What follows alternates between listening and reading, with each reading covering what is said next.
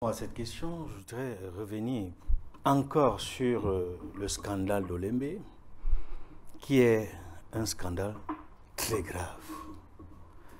Tout à l'heure, je disais qu'on a fait mentir le chef de l'État, ce qui est quelque chose d'inédit, d'ahurissant, de dramatique dans une république, et que cela se passe sans conséquence. Ceux qui l'ont fait mentir sont encore en fonction.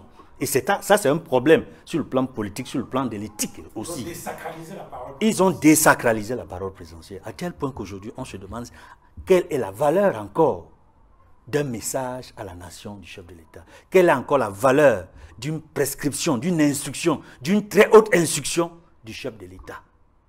Ça, c'est des interrogations qu'il faut mettre en lumière pour dire que, en réalité, le président de la République devrait sévir sur ceux qui lui ont fait mentir. Ensuite, tout à l'heure, je faisais le lien entre la grande mafia sicilienne qui s'est déportée jusqu'aux États-Unis avec cette affaire des Corleone, en parlant de l'affaire de l'Omerta. Je voudrais préciser ici que peu à peu, les visages de la mafia sont visibles. J'ai dit que le ministre des Sports et de l'Éducation physique n'était qu'un maillon de la chaîne. J'ai dit qu'il y a des acteurs gouvernementaux et non gouvernementaux. Et tout à l'heure, dans le débat, on a évoqué la task force, qui a un coordonnateur, qui est le ministre d'État, secrétaire général de la présidence de la République, et la task force est constituée de membres qui sont connus, dont les noms sont connus. Il faut bien qu'ils disent comment s'est passé ces contrats des chantiers de la CAN. Il faut bien qu'on sache quel rôle chacun d'eux a joué pour qu'on en arrive à un complexe d'Olembe qui a déjà englouti plus de 250 milliards. On approche les 300 milliards.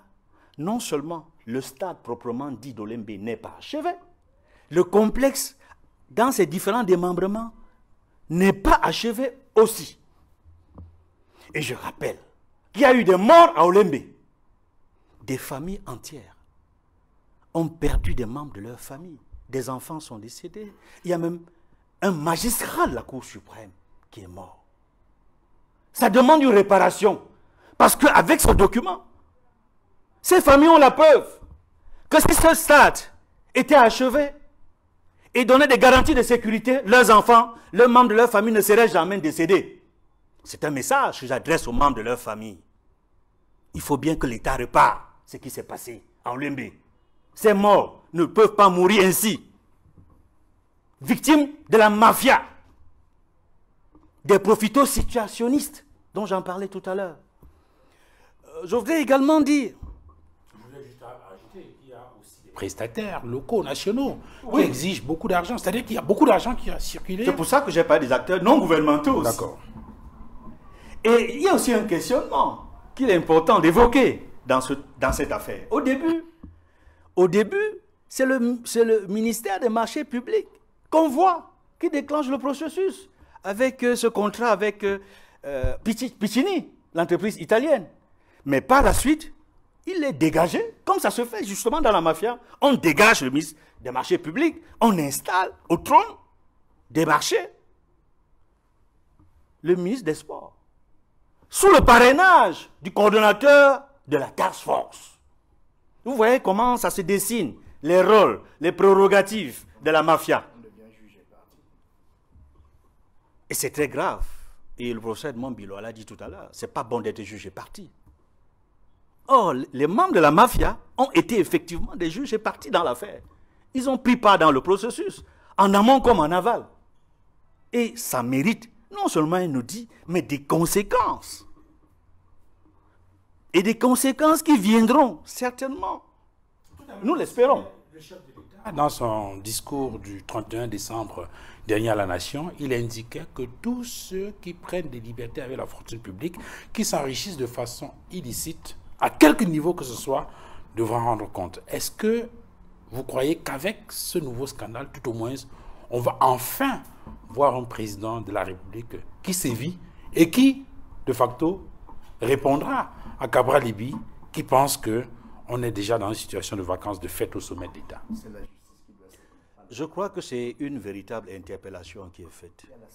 Non seulement à l'endroit du président de la République, chef de l'État, qui a fait dans son message à la nation cette indication forte pour laquelle nous attendons la concrétisation.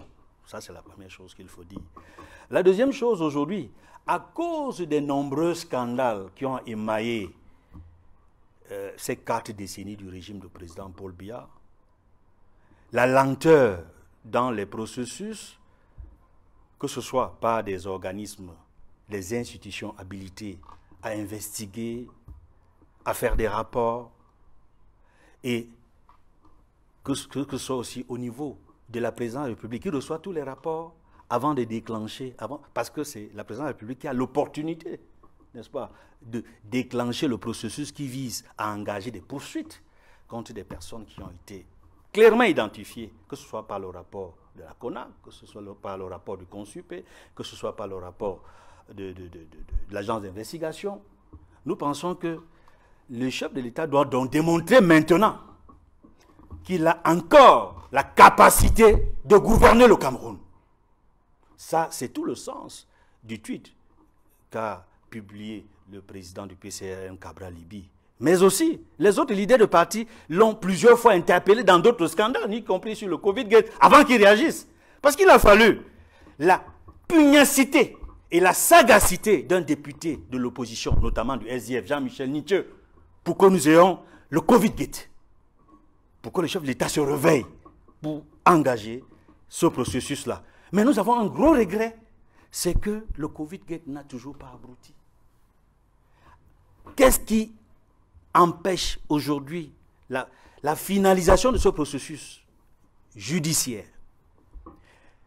Nous avons, il y a dans un passé récent, il y a quelques semaines, voire quelques mois, sur une des personnes interpellées qui a coordonné à la fois la task force de la CAN et du Covid-Gate, appris que le chef de l'État aurait demandé au ministre de la Justice de surseoir, n'est-ce pas, à la mesure du mandat d'amener, visant à l'amener à s'exprimer, à répondre, n'est-ce pas, aux magistrats du TCS pour que ce dossier évolue. Nous aimerions savoir aujourd'hui où est-ce qu'on en est avec ce dossier précis. Parce que de l'évolution de ce dossier précis, nous aurons des indications pour la suite. Quand je parle de la suite, c'est la CAN Gate. Il faut que le Covid-Gate s'achève avant que la CAN Gate nous montre la voie que le chef de l'État a encore toutes ses capacités pour gouverner ce pays et que ce pays parvienne à devenir ce qu'il a toujours souhaité depuis 1990 dans une interview à Yves Mourouzi. Il disait qu'on garde de lui l'image de celui qui a apporté la démocratie et la prospérité. Malheureusement, les chiffres aujourd'hui montrent que le Cameroun n'est plus un pays prospère, n'est plus un pays à revenus intermédiaires, est plutôt un pays pauvre, très endetté, qui s'endette encore davantage et dont les pontes du régime continuent à détourner de l'argent, qui enfonce l'État, qui plonge le peuple dans une misère totale et dont la nouvelle loi de finances, avec l'exercice du budget actuel, va davantage entretenir de la paupérisation au détriment du souhait qu'il a voulu qu'on devienne un État prospère. Sur la démocratie, n'en parlons plus. Le processus avait bien été engagé par la société civile et les partis politiques dans les années 90. À un moment donné, on a même cru que ce pays allait véritablement avancer. Mais il y a eu un grand bond en arrière avec la loi qui réprime les actes terroristes. Aujourd'hui, nous avons la preuve avec les prisonniers politiques que tout ce qu'on leur attribue, jugé devant les tribunaux militaires, insurrection, rébellion, terrorisme, tout cela montre que aujourd'hui, l'homme politique est victime de la loi antiterroriste. Il est considéré comme un terroriste au Cameroun. Un homme politique est un terroriste. Cette mauvaise loi a repoussé davantage les évolutions perceptibles que l'on avait sur les voies des libertés et de la démocratie.